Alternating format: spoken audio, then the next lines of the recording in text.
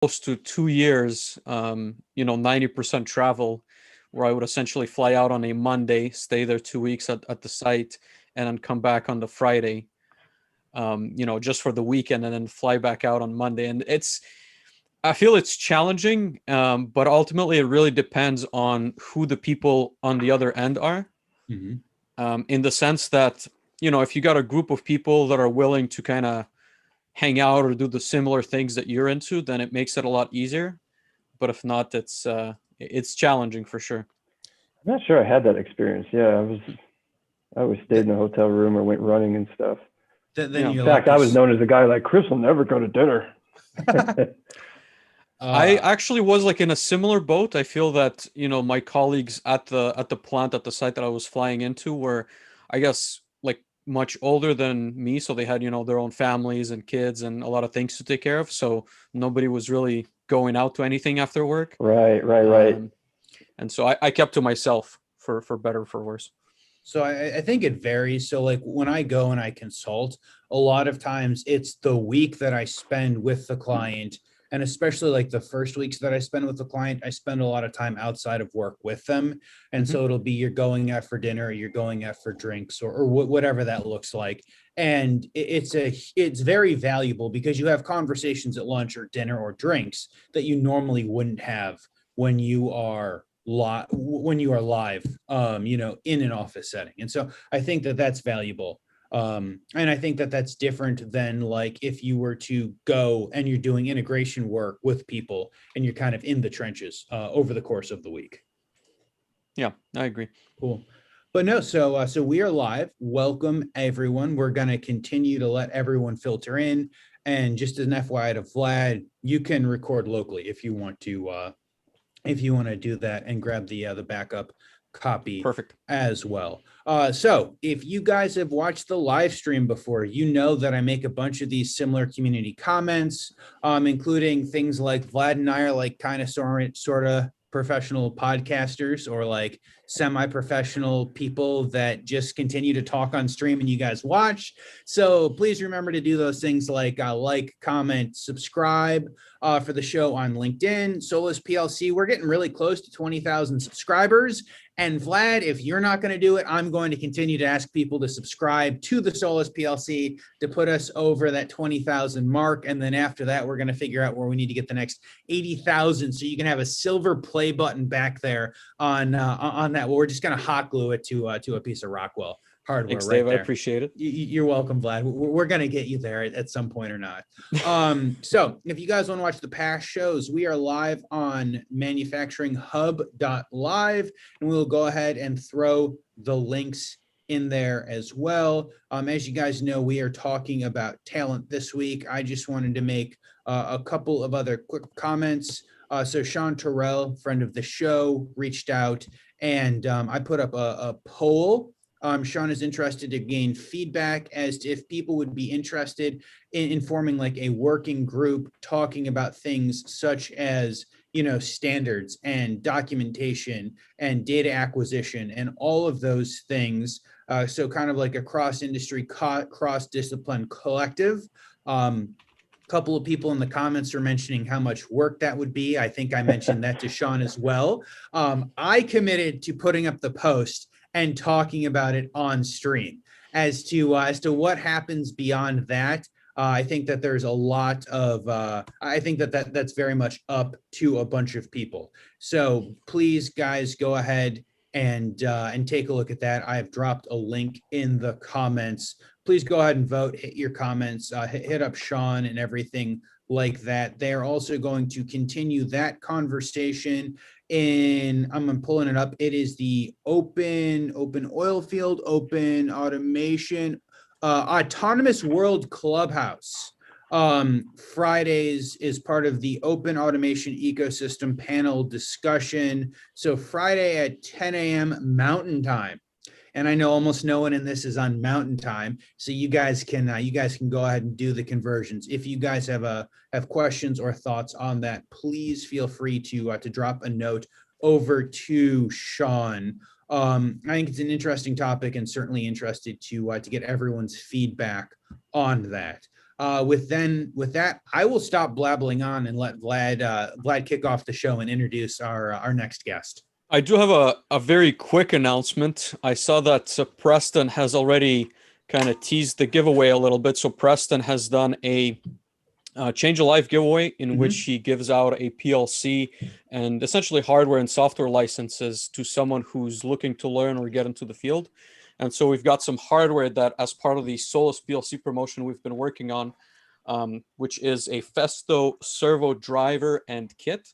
So that's going to be part of the giveaway once Preston gives the final announcement, but we are working on getting some videos and content on that as well. But without any further delay, let's jump into the manufacturing hub. So today we are on episode number 12. We got Chris Schleigh with us. Sorry if I mispronounced that a little bit. And we are talking talent. We're talking about, acquiring employees, new people to work for your company. We're talking about growth mindset. We're talking about bringing up your employees to speed, how to coach people, and just a lot of interesting topics around working with people in general, because we believe, and I'm sure all of you will agree, that that's a big part in manufacturing that I feel not enough people are talking about, right? And so we have a lot of questions for Chris. We're going to take some viewer questions as well. But Chris, if you don't mind introducing yourself, give us maybe as I know there's a lot of different segments in your career, but talk to us maybe like, what have you done? What are you currently doing? What are you passionate about? What are you interested in? Yeah, thanks for having me, both of you. I think, I'm used to interacting with you guys and seeing some of the other people that kind of followed your podcast more about the technical bits and bytes. So it's interesting this topic comes up, which happens to be the one became very interested in. So, I was a classic kid that would go look at a dump truck or a cement truck for, an hour if my mom let me. And, through those kind of cliche things we all go through, found myself in engineering. So I did mechanical engineering, and I had an internship where I was doing mechanical things, which I wasn't that interested in hindsight, but they had this gray box on this machine they built, and it was blinking lights. And then once, they finally went to test it, like things are moving up and down. I was like, what is that thing? What is that thing? Is it making it do all that? And I kind of knew from then, like, I need to go find out what that thing is. And it just played out that way. That thing was probably a control logics when I think back to the shape. So I landed with automation consulting more. You do projects, but a little less of like, an OEM or a direct hire who's constantly working on the process and the hardware. So I did that largely in the water and chemical industry for 15 years. I jumped around a bit, but EA, Enterprise Automation, my previous firm, is really where my home was and where I came up with the most formative years. And so I was an engineer, project manager, engineering manager, and then I wanted to know a lot more about life sciences and Emerson Delta V versus PLC SCADA. So I joined Caltrol just in September. A little bit about me. And anyway, I was thinking to your question about me, I was just telling my daughters some of the story. I have 7-year-old twins last night about, I stare at cement trucks all day. And anyway, funny, full circle. Thanks for having me on. Yeah. I was curious with you guys, not to hijack your show, but because I'm used to interacting with you, on a lot of IoT things and Alan Bradley, what made you discover this topic for your audience? Dave, do you want to give a... Yeah, so I think that's a great question, Chris. And I would say, like, it's certainly something that I've always been passionate about, read the talent, right? And training and all of that. And for me, I think it was exceptionally interesting. And this might be a little funny. It's exceptionally interesting because I've had a ton of absolutely terrible experiences onboarding, right? I've had a bunch okay, perfect. So I've had a bunch of terrible experiences onboarding. I've had a bunch of terrible bosses in training and SOPs and procedures. And then going and moving on the engineering side, I see a lot of projects that get handed over with like an engineering PowerPoint deck or an operator manual, something like that. that that is not very good, right? And no one who's not an engineer can follow along. And so for me, kind of going down the talent and the training and kind of all of these conversations has been, how do I make sure that the next person in has a better starting position than I do? And how can I make sure that we have enough, how can I make sure when we deliver projects that they're better than what they were, so that we can actually have good conversations and we can actually help the end user succeed? And so Vlad kind of made the comment on, hey, we should talk about talent. And I'm like, yes, the market is exceptionally hot. This is something that I've spent, years of my life being like, man, this is terrible. There has to be a better way. And like finding iterations and moving down the path of finding a better way to do this. And so that very much kind of led us down this path. Vlad kind of said, let's do this. And I'm like, I'm sold, Vlad. Like, I thought there was going to be a conversation, but you threw up something that I absolutely wasn't thinking about, but I'm super passionate about. We certainly need to bring this further into the community. That's fascinating you said that, because I just told Vlad in our prep call yesterday, almost verbatim what you said of that carrying forward mentality. I think of all the things I struggled through that was unnecessary, and ended up in hindsight years later understanding, oh, that was bad writing. Oh, no one delegated to me. Oh, no one gave me the full context, right? And I'm not trying to play a victim card, but in a way, it actually gave me a superpower, because it really charged me up to do better, not just with junior engineers, but anybody. Let me give you the full picture. Let me delegate the task. Let's talk about all the details. Let's do this right once, sort of, and have more fun in the process. So absolutely. Anyway, delivering your show back to you. That's I love technical things, but I just learned in my 30s that that's where the meat is at, of making a team click better. Mm-hmm. Yes. Yeah. If you want to get to the next level, if you want to onboard people, if you want to grow and scale companies, if you want to help teams succeed or projects succeed, you have to get beyond just the very technical nuts and bolts into kind of the human portion of the project, the soft skills, if you will. And the soft skills are by far the hardest thing to learn. But I find the most valuable if you can master them, or at least become semi-competent in them. I want to segue into I guess very closely related topic. And as I think, like, in some circles, this buzzword might be, have somewhat of a negative connotation, but I really like the way, like, you discussed it, Chris, yesterday with me, and that's the growth mindset, right? So I think there's a lot of influencers, that, like, I'm not gonna start diving into the names, but I really kind of liked how you described it, and so I wanted to get it maybe from you once again. And, like, what do you see, like, the importance of the growth mindset, not only maybe in, like, yourself as an individual, but also in helping people achieve those things as well? Yeah, welcome. Thank you. I mean, thank you for the invite to this topic. Because I think, I use it on almost all my posts, and it can be a little bit cliche, but yeah, I really mean it. And kind of the story about and how I relate to it is a business coach. I asked him for some reading recommendations, and he gave me like mindset and primal leadership, or maybe it was the female brain. I didn't end up reading that one. You can ask my wife to confirm. But I read mindset. And so my wife was in the hospital with twins and like a pretty complicated pregnancy. And so once the twins were born, they went to the NICU for a while. So I slept with my wife in her hospital room. And I read that book, and it hit me like a bolt of lightning. And a lot of things we're going to talk about today, a lot of things I'm passionate about, a lot of things like I probably come across as an expert on. It's kind of what Dave said. They all come from fires. They all come from mistakes. They all come from like, oh, that's what I didn't know. How can I pay that forward so that people can spend their energy getting, better on the skill side of it versus stumbling through. And so that really growth mindset to me, and one of the reasons it hit me like a lightning bolt, because it explained what I did well, and it explained what I didn't do well.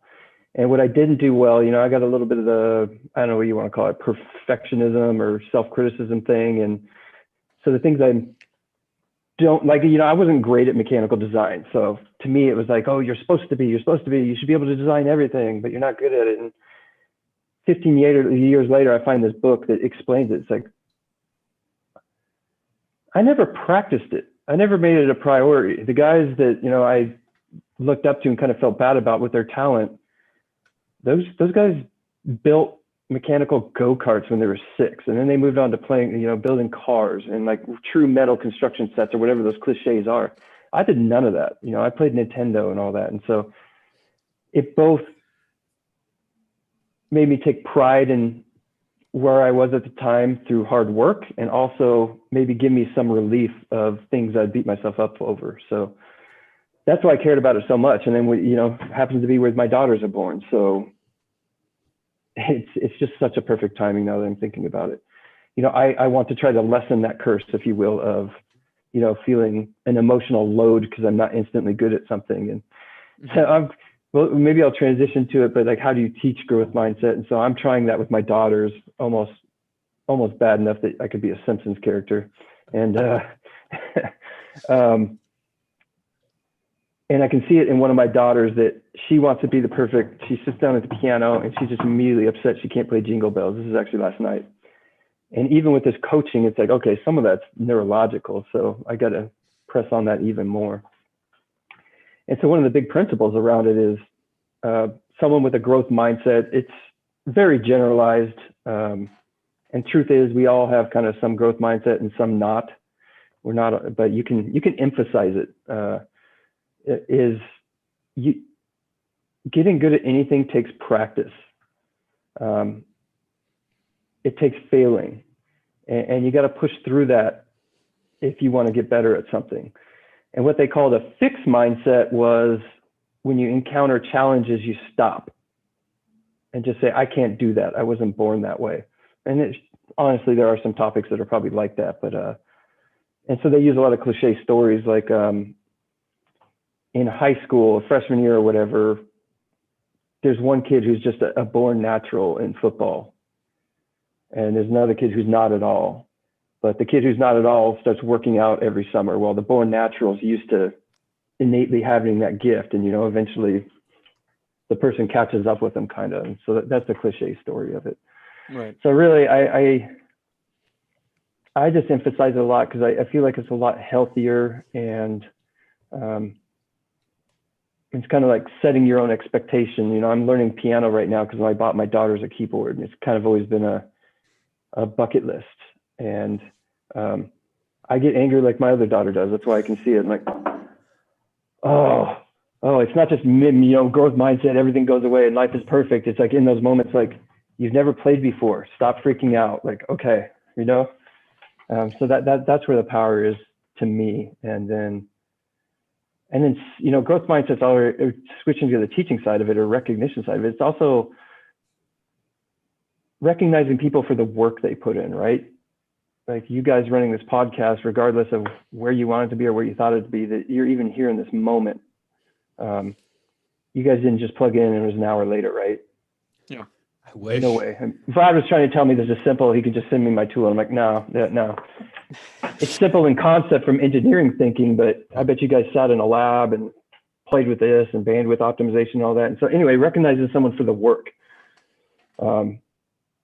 I really like the way you put it. I guess, to tie this back a little bit to what I've seen in manufacturing, right? Whenever you bring somebody on board, they may not have the same, how to say it, like capabilities as yourself. And I feel that a lot of, well, I guess I wouldn't want to generalize like all the managers, right? But in many situations, you can easily misjudge what it's going to take the person to get up to speed, right? And I think it's important to be cognizant of, again, like the learning curve and like the difference in abilities it takes.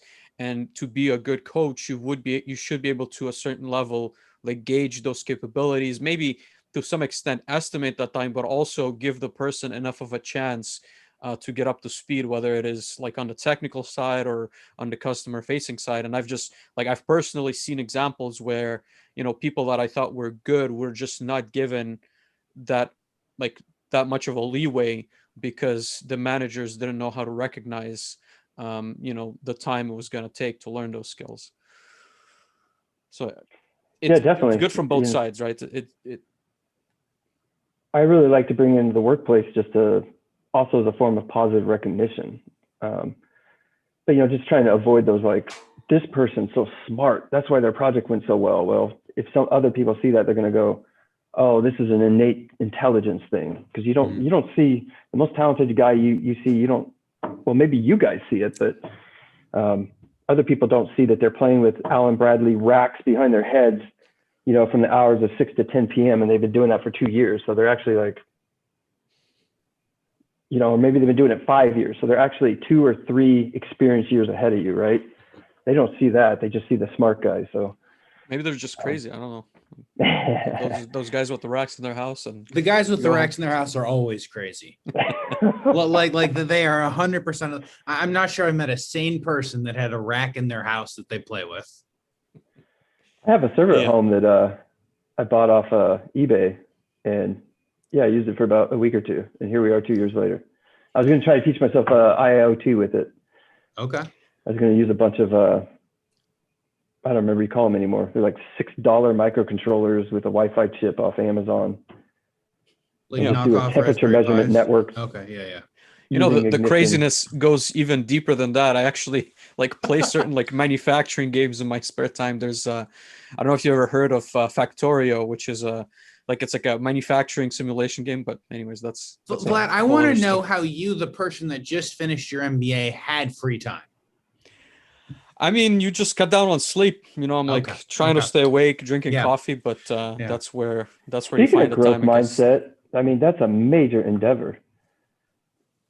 Yeah, it was good. I feel, to the previous conversation we had on why learn certain things, I felt a little bit frustrated by not knowing the business aspects that, my colleagues and just, I felt a lot of the upper management was involved. And so I thought it would help me understand, how business is done in general and why are we trying to maximize certain manufacturing metrics, right? Because as an engineer, you're just very focused, I feel, on throughput and how many widgets you make.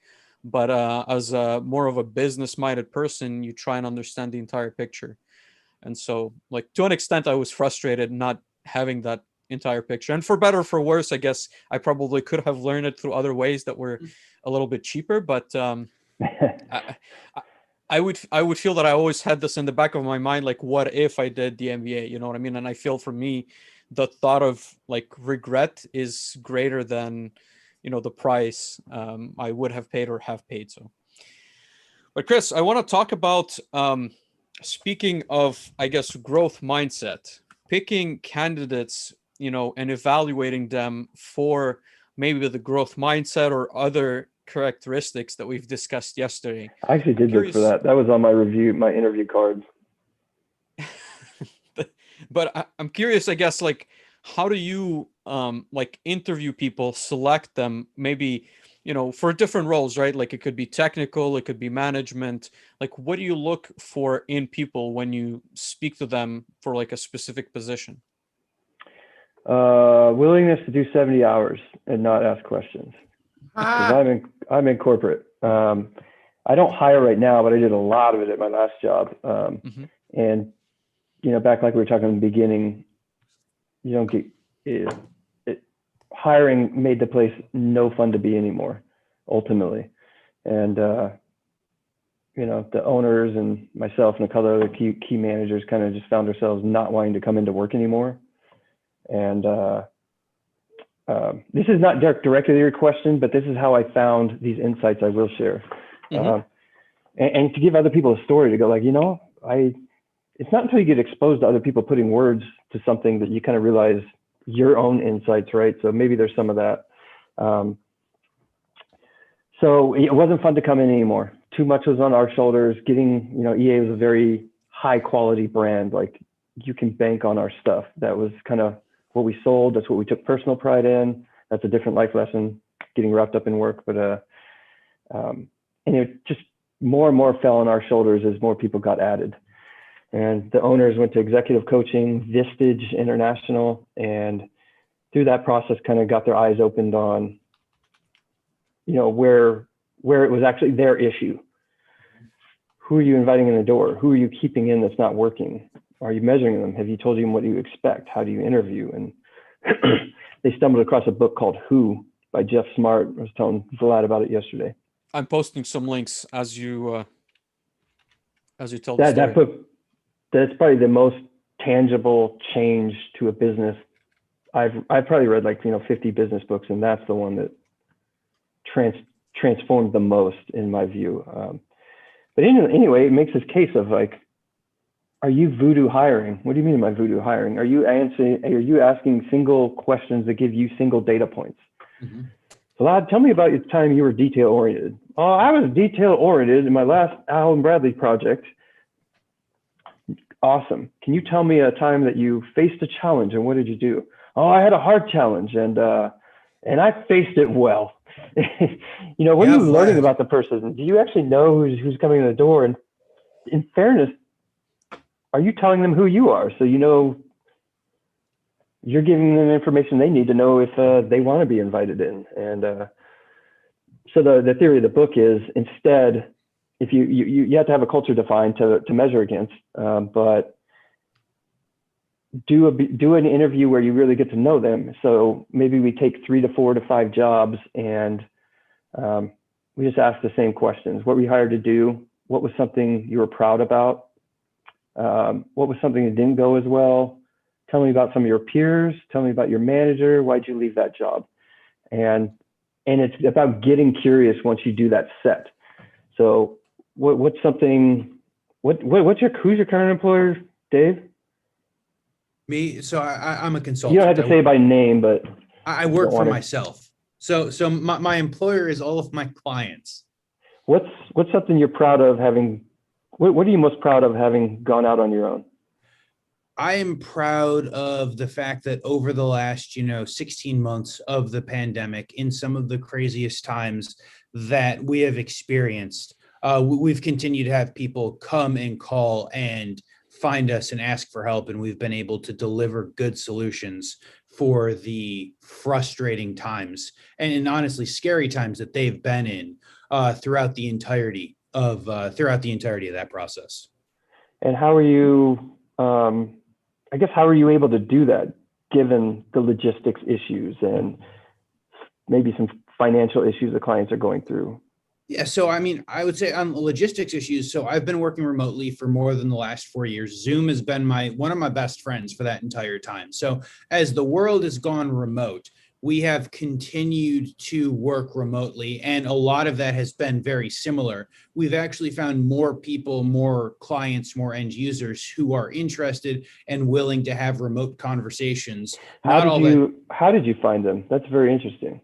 How did I find them? So most of them, they actually find us, right? So most of them are word of mouth or referral, or that they have found me from a variety of other places. So work that I've done, projects that I've done, people that I've known, posts, other things online. Most of our clients come to us to solve their problems. So that's fascinating. Why? Because it's almost like you're saying there is some reputation that sells itself. Oh, I certainly think that there is reputation. What is that reputation, would you say? I think the reputation is that I am someone in the industry who has experience to help solve a variety of problems, but is also willing to think of new age solutions, right? I'm not the person who's going to say the only solution is this thing we've been doing for the last 20 years. I tell a lot of people that most of the things that we've learned from 20 years ago up to about 5 years ago, while it is important to know where we've come from, we are very much starting over, right? In the last year and a half, it's been we need to refigure out, we need to try things that we may have previously written off, because all of those things that we learned pre-pandemic have kind of all flown out the window, and it's this new world, and we need to figure out what works. So I didn't really set this up, but I kind of just put you through a first part of that conversation. Absolutely. I got curious about it, and tell me more. Well, exactly how did you do that? And so you need to do this a few more times to really call it a trend. But what I heard in your story was, and if this was someone's culture, well, you must be willing to take risks because you went out on your own. And for a lot of jobs, that's very important. To to keep fed, you got to take initiative. And it sounds like you're adaptable with solutions, not fixated. Whatever, you would make those kind of reads, and then you see how the behavior trends align with your job. And so like at EA, we were detail oriented. We wanted to be risk managers. I eventually actually threw in their growth mindset, because that's a big thing. What I look for, Vlad, coming back to your actual question. And the growth mindset, I mean, you got to put words to it.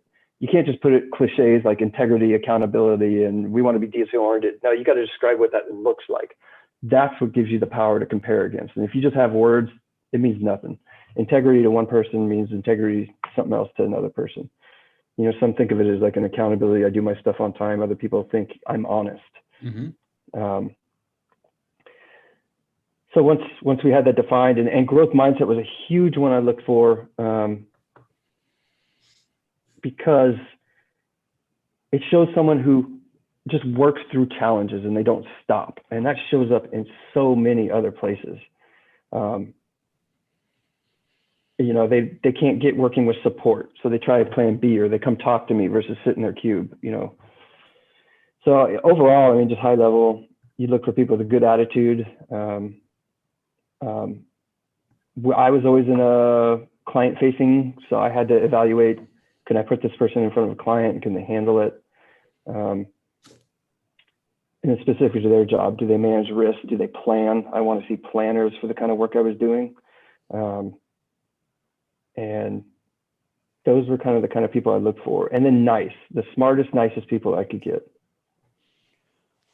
There was an interesting, I guess, phrase from you that came out yesterday that I actually thought about this like last night a little bit, and it bothered me like in the morning as well. But do I get paid for the podcast when I ask you that?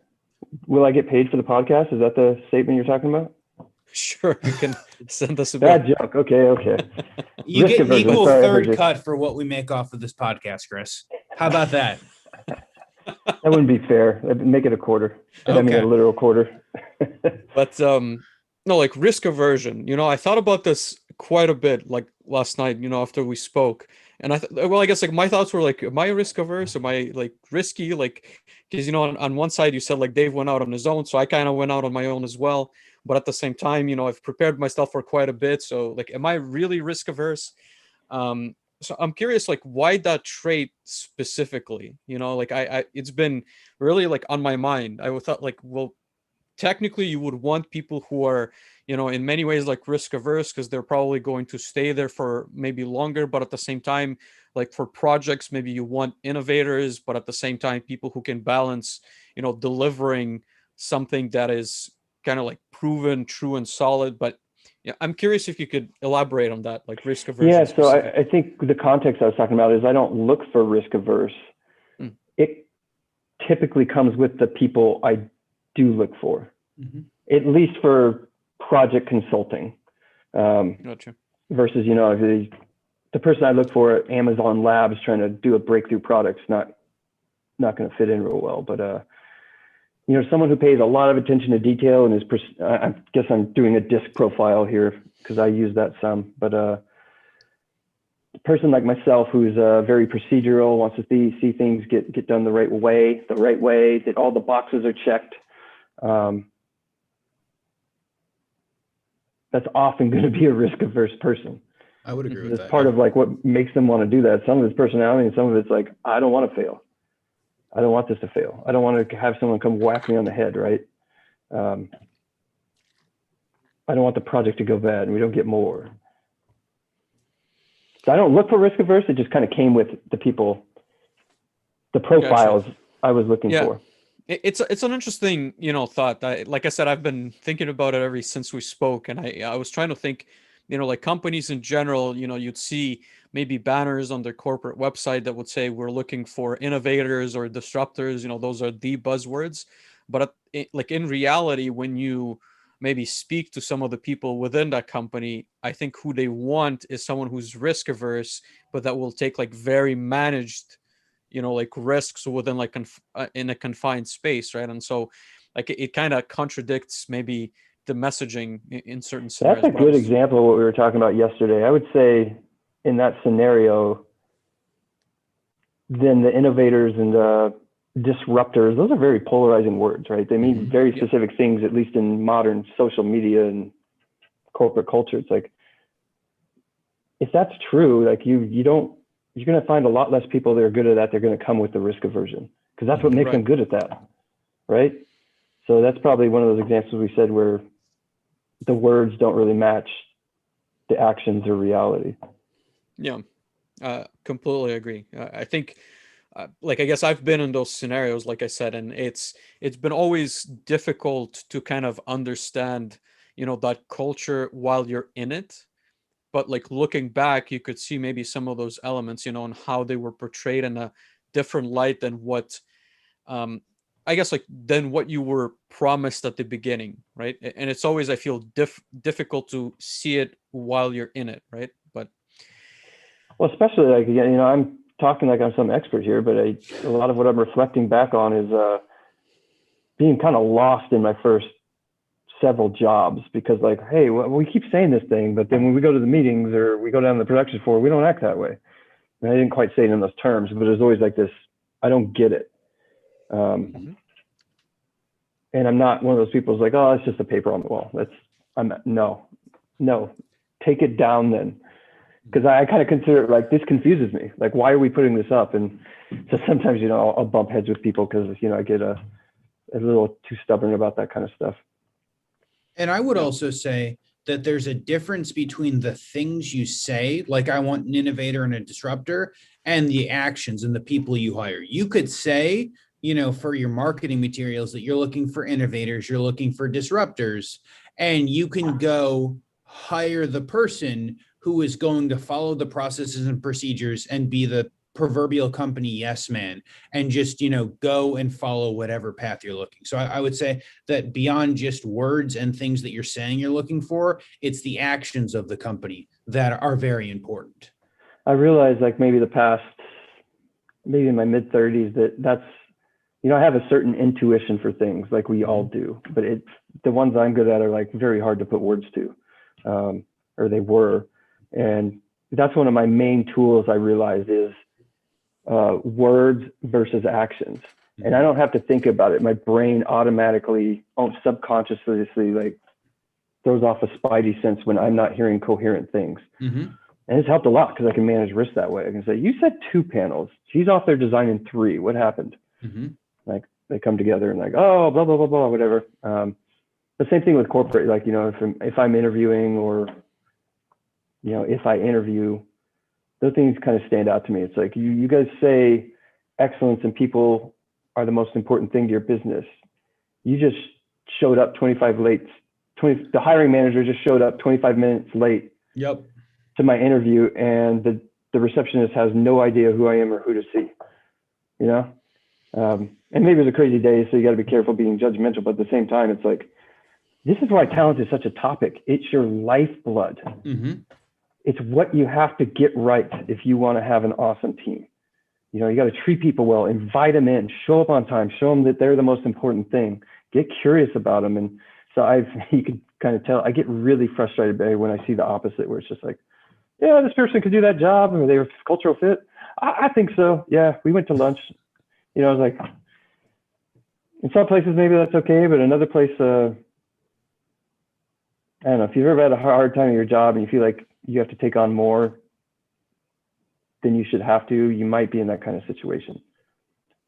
You might also be a control freak. Many of us are those. Yeah. Definitely. But I mean, culture in general, like for me, I'll be maybe the first one to admit that like it's still an elusive, aspect of, I feel, of like corporate or even like small company life that I think is probably communicated a lot by, higher level management, but isn't propagated, I feel, well enough. Or I guess like, obviously there's a lot of variables, right? Like if you have a very large company, it's very difficult to get it maybe to your line employees. But I feel that it's still, how to say, like a very big challenge to either, keep the current culture or maybe to shift it to what you would like it to be, right? And there's a lot of challenges there. I'm curious if you would want to elaborate on that. Yeah, I don't know. Shifting shifting it sounds hard.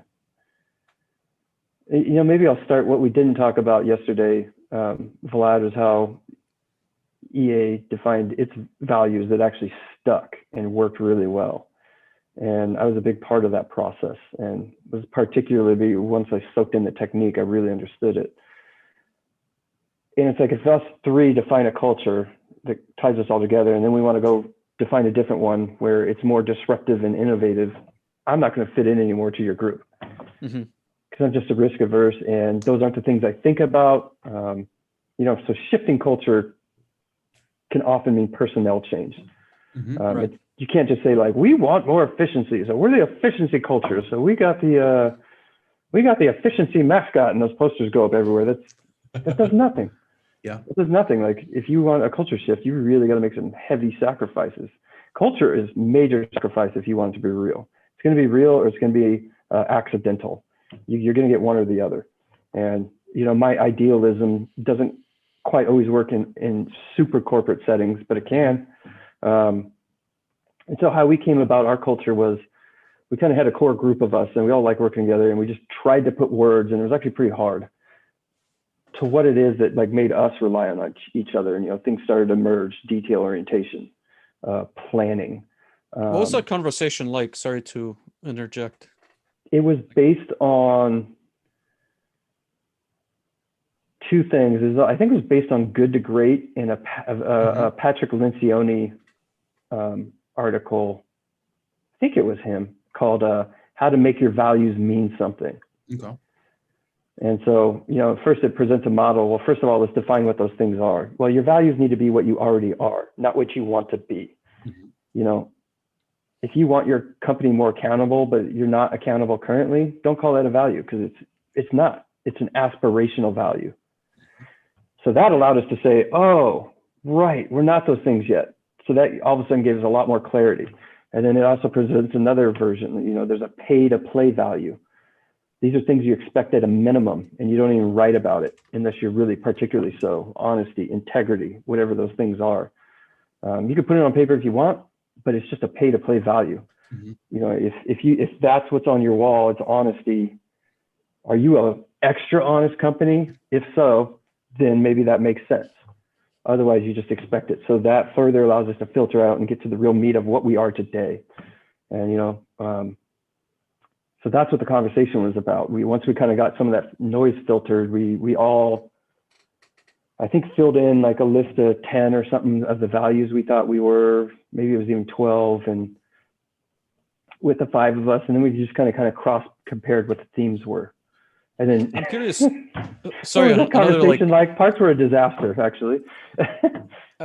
Sorry, on that same topic, if you don't mind, so I guess you mentioned a couple of books that kind of maybe gave you the starting point or the methodology, but what kind of inspired that you needed to go through that exercise? Was there like maybe a thought that the culture was not exactly where you wanted to be, or did you take like any like coaching at that point in time? Like you mentioned at the beginning, like what kind of sparked the idea that you needed to have that conversation?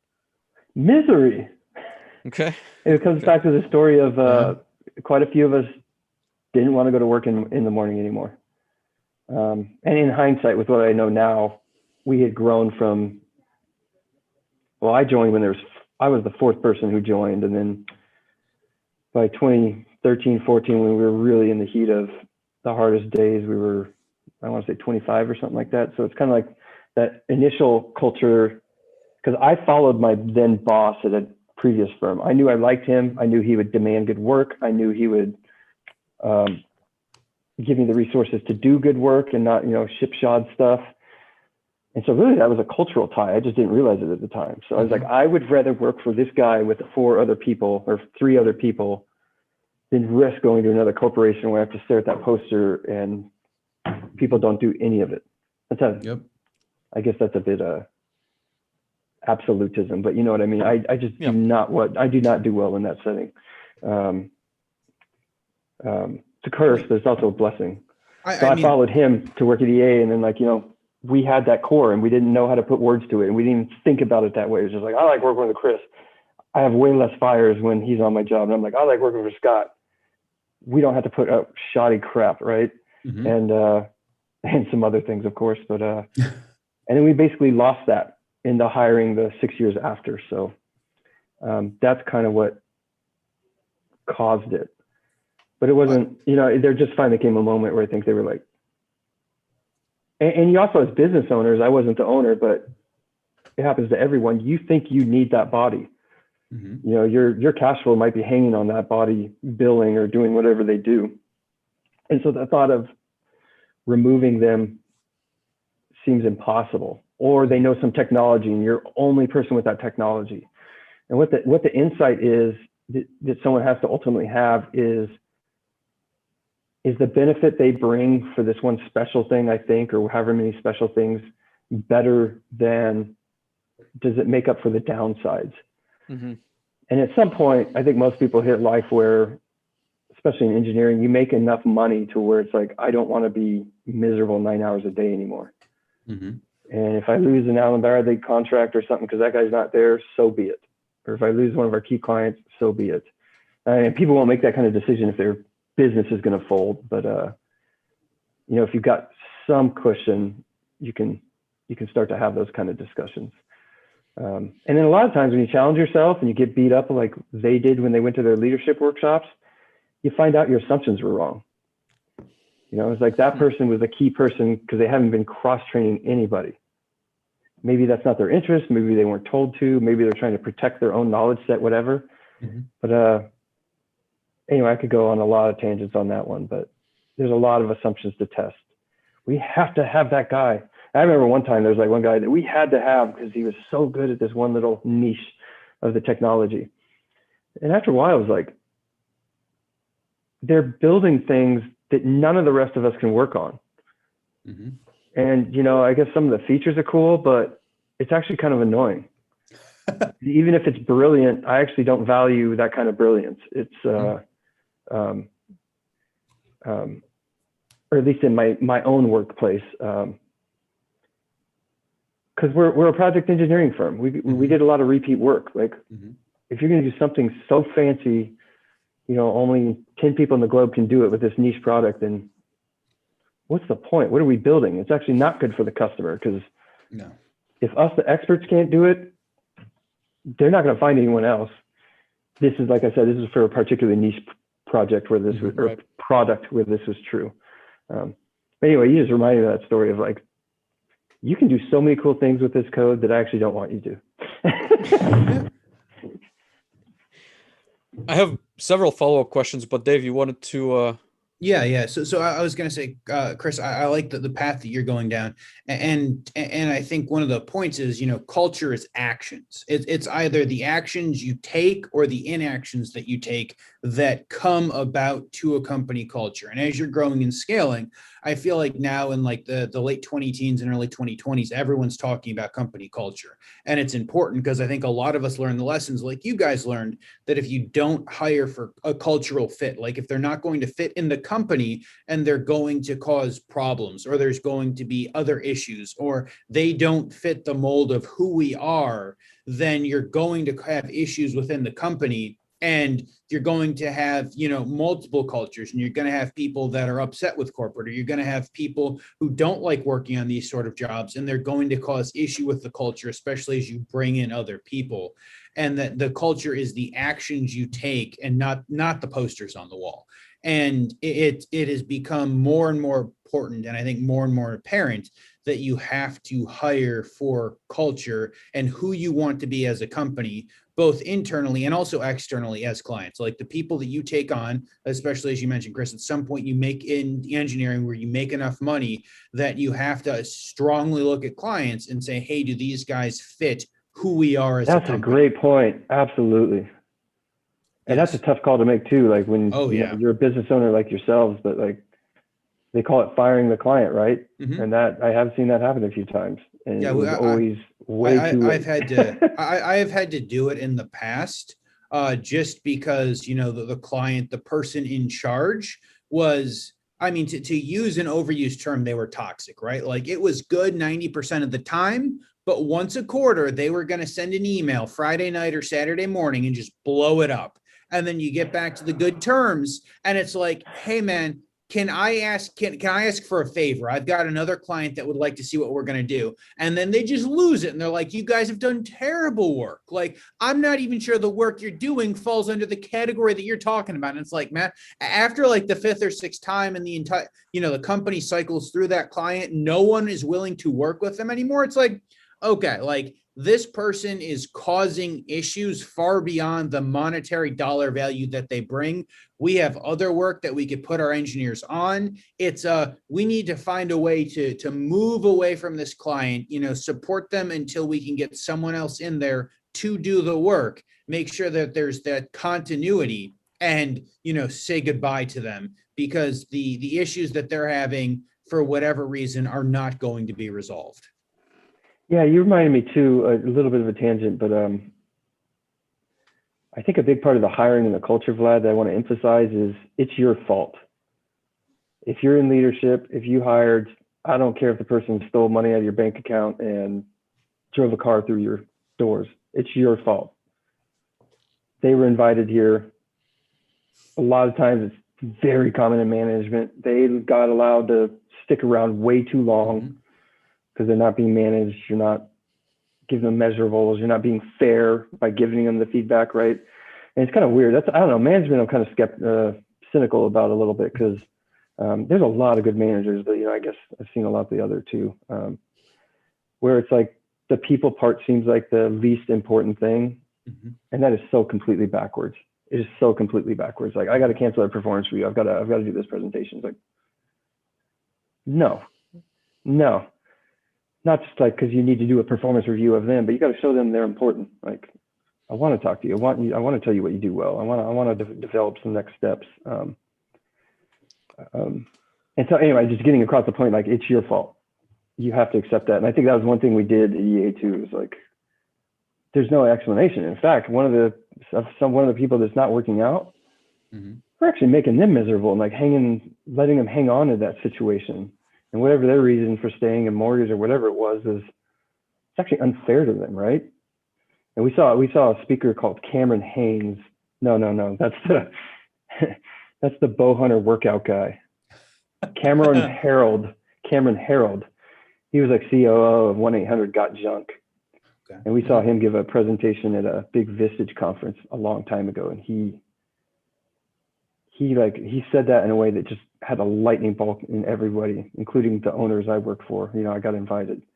It was basically like, you're doing that person that doesn't fit a disservice, not allowing them to move on or find where they will fit. And, they can tell people are giving them less work. They can tell they're getting avoided. Like, it's jacked up. And maybe we shouldn't do that, but whatever, that's what happens. And so anyway, that's another one of my little tools beyond just do actions match words, is always look up. Any problem, always look up. Yeah. And I feel like it also, to that point, it reminds me of a quick story, but it also makes the other teammates to some extent like uncomfortable, right? Like in that atmosphere. And, the story that I'll tell without mentioning any names or companies is like, I've worked in one of my like first jobs, you can probably deduce which one, but we were doing this line install and I was essentially leading the night shift at that time because I was, still one of the youngest engineers on the project. And I was still, learning quite a bit about the technology, Alan Bradley, all this and that. But I remember at some point in time, I would come in, on the night shift, and I was told by some of my peers, like engineers on the mechanical side and process side, to essentially password protect the system from the day shift engineer who was making, different changes that were not like desirable or not seen well by them. Right.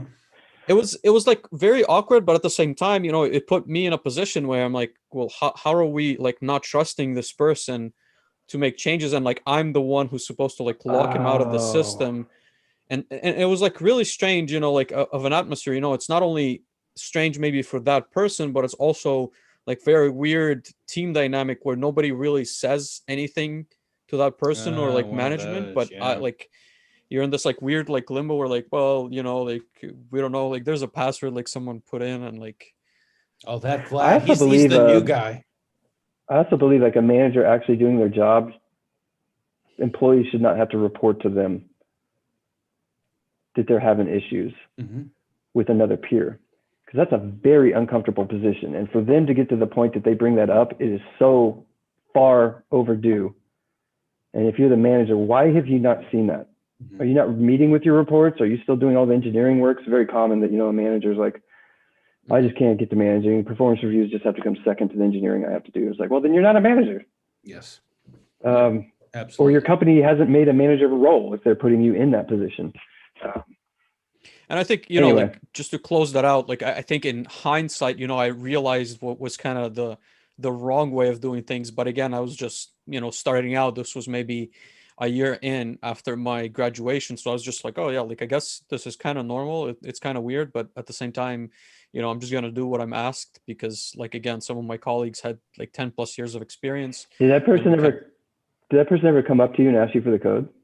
Yeah, I mean, like, oh, that's so like weird. there was a Oh, time yeah. where like we had to like resolve it. Like he'd ask me like, well, why is there like even a password in the system? And like, What'd you say? Like, I What'd you guess we say? had to talk to management at some point, but it was, like I said, kind of an awkward like phase of that project. Because again, like I said, it puts me in a weird position, but also like the team dynamic was really awkward. So Yeah, so like going back to what Dave was saying, his passion and mine is like paying it forward and putting other people in better positions. That would be one of them. Like when a new employee joins a company and it's out of college, I try to give them a lot of context. And like you had no context there, right? And I don't know if they would have been anywhere to give it to you, but that the kind of stuff we're talking about is not taught in school. It's not taught in engineering. It's not taught in a lot of companies even. You see it in books, and maybe now YouTube's a bigger thing, but yeah, that's just why I'm kind of ended up this way. Is there's so much I didn't understand my first 10 years, and then like what I'm really good at, I didn't even know were things. And so I'm trying to give that in other people. I'm like, do you realize how good you're at organizing? Like, what do you mean? The person going, what do you mean? Is like, everyone puts in folders and names it so that you can easily find it and saves time that way. And it's like, no, not everyone does.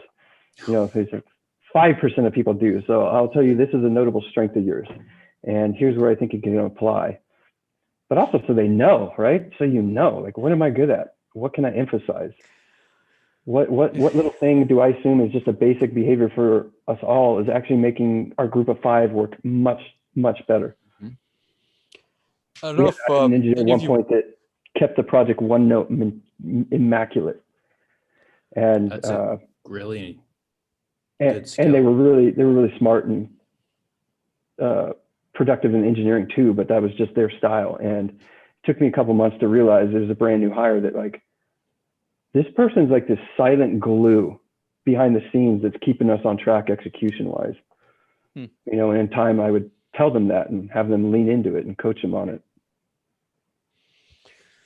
Yeah, that's an interesting point. A very big pet peeve of mine, and I don't know if you work with Google Docs, right? Like the cloud, I guess. I did for a little bit. But so to order the folders in a specific manner, I always preface them with like a 01, 02, 03, 04. And when I'd have like new engineers like join the team, like no one keeps the numbers, and so the folders end up in like random positions within like the folder, and I would have to like really sit with them and kind of like re-explain to them why the numbers are there. And to me, like I almost get frustrated because like you see all the folders with numbers in them in that folder, like why did you not put a number at the folder that you created? But anyways, that's like I get really frustrated with that. Like all my folders are numbered, like within even like my personal. I think it's Teams and SharePoint, which is kind of new to me on this job, but there's one of them that will sort the folders by the most recently used or the most heavily used, and it doesn't matter what number I put on front of it. That's how it does it. It's like, that's chaos. No. I could not work like that. Chaos, right. Okay, now I know you're risk averse if you have a sensitivity to chaos. Well, I do. I mean, I have to have it like in the same it. location. Because it's, it comes down to another point we talked about yesterday, but, taking notes and remembering things. And when I have like one structure for the folders, then I know always where they're going to be, right? Yeah. So if I've set up like my 4 folders, regardless of what you add as a 5th folder, it's going to be in like its own location. but then like you always have consistency, because I'm not going to remember. Like I have so many like folder layers that I get lost myself sometimes if they get rearranged. The we got to a critical mass with, if you will, at EA, where our folder use, our OneNote practices, you know, how we use specs and all that was really clean, and pretty much everyone was doing it a certain way. And I had to reflect on it to realize it. It's just like you take a weight off. It's just like you take a weight vest off. Because, oh my gosh, you know how to get to the exact thing in this project, and you just got to ask the question that of a project you're not on. But you go right there, and within 5 seconds, you know what they are. And I kind of got a big dose of the alternative initially here, and it's the opposite. Like, ask me something, and I lose an hour of time. That's crazy. And you know, it's, if you sit there for an hour just searching for something, you know, then I'm the wrong cultural fit for wasting that much time. But then asking somebody and hearing, oh, it's over here, ask somebody else, oh no, it's over there. And then, you know, in the end, not just did I waste that hour, but now I'm that confused, and I'll spend that much time trying to search for everything. So it's kind of the little stuff that actually matters, I find. I mean, it's the little like business systems, right, that you have to get right to have, I feel like, a productive work environment, right? Like, again, the alternative was the past where you would send somebody an Excel spreadsheet, then they work on it. And I've been in those situations, right? Some Fortune 500 companies still work this way, where, you know, you've got a task list and then someone updates it in the morning, then sends a copy to everybody, then they put stuff in that gets like sent by email. Alternatively, you have, again, like Google Sheets where everybody can log in and see what's going on. Like there's an automatic sync. And so obviously it's the price you're willing to pay for this. Like, to me, that's like chaos, right? Like everyone just does whatever and like sends it by email. But anyways, that's, I guess, like organizational questions, which are interesting, and we can certainly dive deeper into that. But I'm curious, I guess, to that same point, Chris, you had a methodology or a very good thought on how to bring up people, you know, once they are on board and you find like a good fit with the culture. How do you bring up individuals, or what does maybe the perfect onboarding cycle for you look like? Oh, this is kind of a weird question, because EA, we had an insane onboarding initiative. You know, it cost the company in real dollars and opportunity dollars for billing an insane amount of money. So we would batch hire, and then we would put people through what we called EA University. And so one of the owners came up with this idea, I think from Vistage, and, you know, he built this rig and said, we're going to do 4 weeks. And then I was involved in that first one because I was kind of the subject matter expert on writing functional specifications, which was kind of the heart of the engineering process at the time. And then I kind of just took it over, and it was my own thing. So we basically we essentially put them together on a real project using EA methodologies in 4 weeks, and it later became 5. And so we taught them, first of all, kind of like the hiring theory of going young a lot is really not about young, it's about not shaped yet. Because if you have someone who's smart, who is a cultural fit, and is naturally passionate about what you do, you can teach technical skills so much easier than you can teach cultural fit. In fact, you can't force cultural fit. Anyway, so we did a project. It was like a Schneider Electric M340 on a water distribution tank simulator. You know, I don't know the size of this. You can't see the drawer here, but but it had a real pressure transmitter on it to measure level. It had real level switches on it. A pump, a real control valve. And so we basically, there's one guy who played the client, and his job was always to mess with them as much as possible. And good Lord, did he do that good. But to put him in that position, like, we're going to teach you enough about the controls and the methodology so that you can actually take the project over. And the big heart of it was like, you know, they're writing a functional specification after they interview the fake client. And then we're kind of coaching them along the way, not solving things for them, but telling them, like, this is why we need meeting minutes. And we noticed nobody wrote it down or something like that, which didn't happen because we kind of got really good at the cultural fit. So we found everyone going, yeah, exactly. By when? Who? When do you need it? I guess you fine tune the process, right, as you go through these Oh interviews yeah, and I got candidates. through 9 of them. But by the time, I guess the point is like they've built a real control system that's working, that meets a client specification. And along the way, invariably, because they're inexperienced, they run into a wall and they have to pivot. You know, like the function blocks don't work how they thought, or, you know, I didn't realize how messy doing an add-on instruction or a DFB can be if you don't architect it up front. Or, you know, I told them we'd do like 80 alarms because it sounded cool. I don't even think we're going to be able to do 15. And those are the magic moments that really get, you know, show them much earlier what automation's about. And so that's what we did for onboarding. And I'll say the other thing I did for onboarding, I did well, and I didn't have to, right? I didn't have to force it, is celebrate them. Oh my gosh, we can't believe you find you here. It's so good to see you. It was like, I wanted to reconnect after interviewing, and we saved your spot for it. We got your business cards. Like, we've been thinking about you, right? And I was even messaging him before. So I consider that part of the onboarding process because I have a specific culture. Anyway, I kind of see it that way. And then I've seen the other way where onboarding is like, well, what's your name again? Oh, right. Yeah, I heard you're coming today. Got a lot of meetings, so why don't you just pop on over there? I think there's some boxes or something you can open. Onboarding, right? And that's pretty common in corporate. But we left EA University, someone would look at the time spent and the cost and say we're crazy. But we left after 5 weeks, someone knew how to do things the EA way, and they've recognized it on their projects.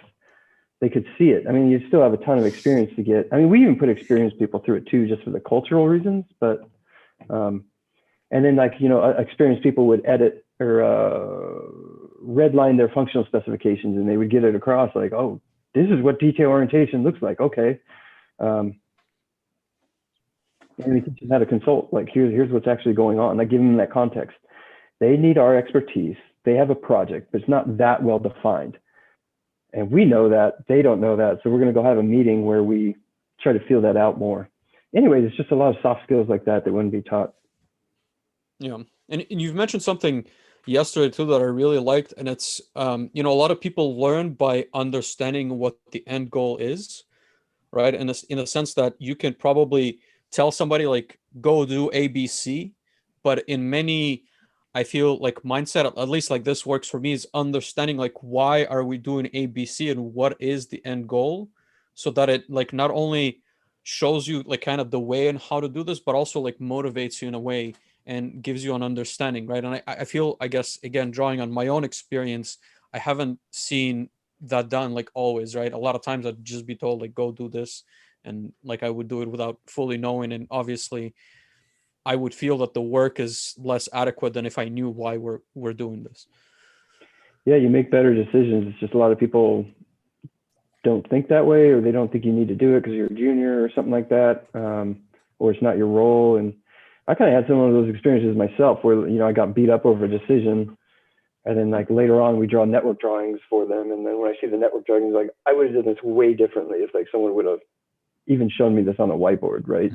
And so I always delegate the why, and it's almost out of my own needs. It's like I'm forcing my needs onto other people just because I think at worst, they've spent a few more minutes. At best, they're going to make way better decisions and ask better questions at client meetings and whatnot. And they're going to find the job more rewarding. Engineers like to build stuff. Engineers like to contribute. Engineers don't like to like, I made the spreadsheet, don't know what it does, but here you go. So many examples Here of you such go. tasks, right? Like it's, I find it unfortunate, right? Like I also have like example of that where, I don't want to dive into it like too much, but you know, when people are given these projects and it's like, we're at a crunch time, we really need to get this done. They don't know why they get it done. And then it's like, oh, well, like this could have waited another like 4 weeks because it's useless to anyone, you know, until that time. And like, that's, I feel like almost like a breaking point for an engineer where you're like really working hard because you think like somebody needs this, and then no one really cares in the end of the Oh my gosh, I haven't thought about it in a long time. Yeah. Oh, that's heartbreaking. Yeah. Yeah. I know exactly what you're talking about. You remind me too of like one of the stories, and there's countless of them. But how do you lead to these insights? Is, we had one office where the people never had enough work, so it's like, can't they draw these 3 screens? Okay, fine, we'll go shift it to them. They go draw the 3 screens, animate it. There's 40 hours in it at that point. They put it back, and then like they look at it and like, well, you can't navigate to the page this way. Well, those weren't the data points we talked about. And then, the normal human thing is going to be like, well, why did they do it that way? Blah, blah, blah, blah. And if you really dissect and look at it, it was like, they had no knowledge of the job. It was a remote handover. This is a long time ago. They weren't given the big picture they were fitting into. Here's the SCADA system you're fitting into. Yeah. Here's the client expectations. And why? Well, the people who delegated, weren't coached on delegation techniques. They were really under the gun. So, that doesn't help. Anyway, yeah, you made me think of that.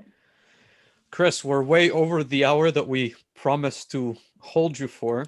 I certainly have a lot more questions, and I'm sure we can go for another couple of hours. I think like this conversation is really interesting, and I really love the interview of Dave. I think we need to put him on the spot a little bit more often. No, I think that was good. I would also say, Chris, that I've been doing this the entire week so far on site with a client. So like I'm 20 cups of coffee in and a good coffee machine today. So if you were going to like throw me on the spot, now is a good spot now is a good time to throw me on the spot. But no, I would agree with Vlad. I think that it's been a very good interview. We've somehow blown by the hour. I think it go faster and faster every time.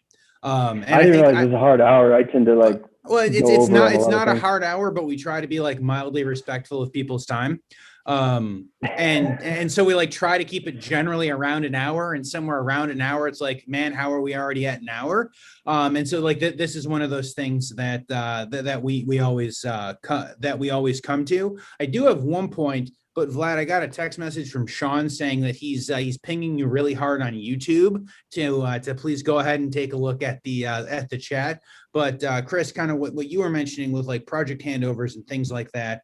One of the things that I have generally found lacking in well-structured companies is just like general project management skills, right? Like we talked. Oh my gosh, dude, this is a podcast in its own. And maybe Chris and I will have to get on our soapbox at some point again. But like outside of just the management skills, which I agree are completely lacking, especially like if you take a SME project engineer and you say, okay, now you have this engineering team, and don't put processes, procedures, any structure in place, any way to teach them how to be a manager, then it's like, okay, I have to do my old job, plus I also have to manage all these people, which means I have to answer their questions. And so, but like I think project management is a huge lack in this industry, and it leads to all of those project problems that you were just talking about. So if you go join CSIA and you ask someone what's the most common problem businesses joining have, they will take half a second to tell you project management. Bar none. Absolutely. Bar none. It's they do financial, they do HR, and project management is usually what's hurting people the most. That affects your cash flow, it affects your reputation, it affects like how you schedule your team, how they're utilized. If project management's a mess, then no, exactly. Down. I mean, especially since most systems integrators are, they range from a couple of people to like a dozen people, maybe 20 people. And it feels like that's like the vast majority quantity wise of integrators. And that certainly, like generally to get to that point, you probably don't have project management training or skills. And that becomes a major lack, Yeah, we can do it another time if you want. Like PM is one of those things where I think you have to have the right person. The trainings are relevant. Oh, absolutely. PM and like we talk a lot about Scrum Masters. So like on the software side, a Scrum Master, very similar reasons to have them. Yet a lot of people who aren't like core competency software development don't have Scrum Masters or someone whose job it is to handle all of those questions. I have up till 4:30. I should be respectful of your time because I like to chat sometimes. So I think Vlad has a comment. We have a question from Sean. Okay. Sorry, I moved my monitor a bit further, so I wasn't able to fully read the question. We were Sean and I have done some messaging. All right. So Sean says this is an excellent conversation. Chris, some great people don't mesh with some teams. What can a team do better in order to integrate team members and set people up for success? So I'm guessing not from a management standpoint, but a new colleague is coming in. What can the team do? Oh, thank you, Sean. I listened to a podcast he was on back in 2015. I think it's when he had his first kid or something like that, and then we messaged some. That's an excellent one because I had the 7 Habits of Highly Effective People. There's a page in there that hit me like a lightning bolt because I realized I had been doing it. So if you're in a team, how do we integrate other people better? Sit down and have a meeting, or however you want to do this, where the goal is to speak to your unspoken expectations. You may not even thought of them, right? And because I had a kind of toxic relationship with somebody that I now blame myself for, because I had a bunch of expectations. I never even told them, and I assumed we shared them, and we didn't at all. And so that was actually a situation where I realized that. So I actually, as part of EA University, I found it so powerful, I put it in that, and I used it a lot for coaching, which is, I like that. well, you have to challenge yourself too, because like we are just not thinking of all these things until someone actually stops. Like, what unspoken expectation do you have of the new guy that he doesn't know? It's like, we do not mess around about being on time. We don't care what the boss says. And has anyone told him that? In my case, like the person did like a test procedure and it was super sloppy. And I was just like, and so what I did is I just built up brick walls. Like, I'm not going to interact with this person, which was so unfair. And I could have helped the company more too, you know, had I the skill and the realization that maybe I could have given him direct feedback and he would have done it differently from there on. I never told him that was such a burn on my side. Do you think that maybe if he conversation? knew, it would be integrating that team member with me better. Yeah, I was gonna ask, like, at that point, do you think it should come from, I guess, like the hiring manager that brings in this new teammate to kind of set up a conversation with the current team and maybe set some expectations, or would you expect the team members to take charge and kind of open up that door and have that conversation I wouldn't amongst expect themselves? anything. I would be shocked if either one does it. Yeah. And I would applaud them. Where another thing I did was a how to work with me guide. So I wrote one for myself and then I would give it to new hires. And it's kind of, it's like a self-awareness thing. Like, what's the best way to communicate with you? Mm-hmm. How do we not communicate with you? What are some pet peeves of yours? What do you appreciate? And I can't remember, there's a few others, but I did find real nuggets in there. It's like someone would say, sometimes people don't think I'm paying attention and not contributing to the conversation. But the fact is, there's so much going on in my brain that I have to go back and process it before I bring input back. Mm-hmm. And this was one of my mistakes as managers. I was always go like, why aren't you speaking up? Why aren't you speaking up? Why aren't you speaking up? Like, I don't have anything to say. I don't have anything to say, right? I haven't even absorbed what you told me. And then people who are that way sometimes can make the deepest connections too. So who would I expect to do that? I would expect a manager to do that if they were informed about it. They should create that environment, bring those walls down. That's a pretty, I won't call it advanced, but a pretty nuanced thing for a team to do. But you can bring it to the team. It's just like, has anyone coached them? Has anyone exposed them? Has anyone filtered their stories for why these things matter, right? Has anyone pointed it out? Because you don't want it to become as like academic garbage, like with growth mindset. I use real company examples. Like, here's why it matters. And here's a time where actually I was fixed mindset. I tell my own stories so that, I don't know, let me not go on too many more tangents. You said, should a manager do that or a team should do that? Both. Yeah. Ideally. It's an interesting point. I guess, like, now that we discussed this topic, I guess, like, I'm looking back at, again, like my experiences, right? And I feel that in like many instances, you don't get to choose who you work with, right?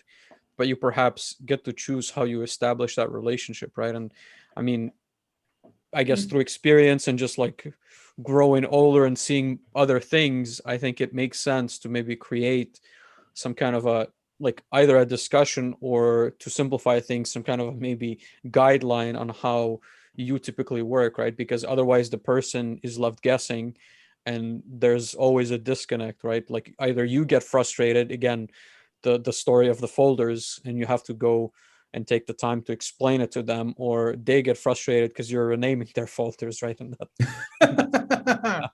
and they're like, why are my folders like always rearranged by Vlad? So with Sean's question, it's like you could just have a conversation around that, or you could try a how to work with me guide.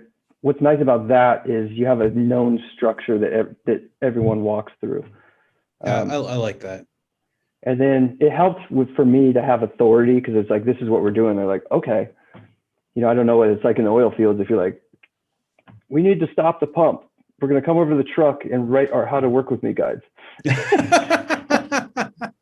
But we'll see when Sean tries it. I love that. Yeah, Sean, can you try that and let us report back? But no. So I like the how to work with me guide. I've done that before when I did onboarding. There would normally be a slide like about me, like the best way to contact me, ways to contact me, ways not to contact me. But I think that I think that the conversations, kind of like you were saying, Chris, and especially when we've been working remotely so much, I find that just generally reaching out to people, even especially when you don't need something. So like once a week, or, a couple of times a week for newer team members, just to check in to see how they're doing, to keep those lines of communication open, are important. So they're not worried that, they continue to come to just ask you for something, or you ask them for something, and that there's a, extra layer of more personalized conversations that you can possibly have, even though you don't have the water cooler chat opportunities. There's a Harvard Business Review article. It's something about executives and how they spend their time, because the industries move towards industry, meaning broader business cultures, kind of move towards personal productivity and maximizing every minute, and get things done, put more output out. And it made the argument, like, if you're a manager and executive, you shouldn't do that. I would agree with that. You should save 50% of your time to just go talk to people. Mm-hmm. And it wasn't until I read that I realized how much I picked up just through like doing an extended conversation with someone. Mm-hmm. And that was kind of the article's point too, is go check in with someone. Like, how's it going? Oh, the project's going, man. Yeah, it's pretty good. Although I was a little stressed out. Like, stressed out? What happened? Did you not get some sleep or something? Like, no, it's this project. Like, this guy's just being really rude. I'm kind of making a contrived story that gets real, but it's like you start talking about the gym and how you're sore from a workout and you just got a dog, and somehow you find out that you end up like 5 minutes later knowing like this project has a major problem and we need to go look at it now. And it's all accidental. It's all accidental. Or I've learned a lot too, where I go like, I had no idea that's what the person was doing. Mm-hmm. I have to go recognize them. Or I have to go get them to train this other person to do something. There's just all these dots and value to connect. So yeah, that productivity output's way overrated for people in leadership. No, I love that. And I feel like we could go 17 more hours, Chris, especially if we get back on the PM soapbox. But before we let Vlad wrap up and be cognizant of your hard stop at 4:30, something we like to ask everyone to do is just kind of reiterate, who you're working for, who you're working with, what your ideal client would look like. If someone is in the chat looking for your services, who do you help and who does your ideal client look like? Oh, that's a cool question. Nice. So I work for Caltrol Inc. We're the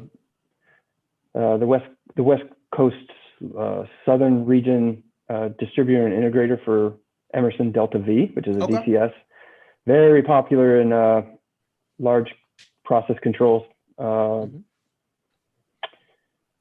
chemical, pharmaceutical, real big in life sciences because of some of the features it has.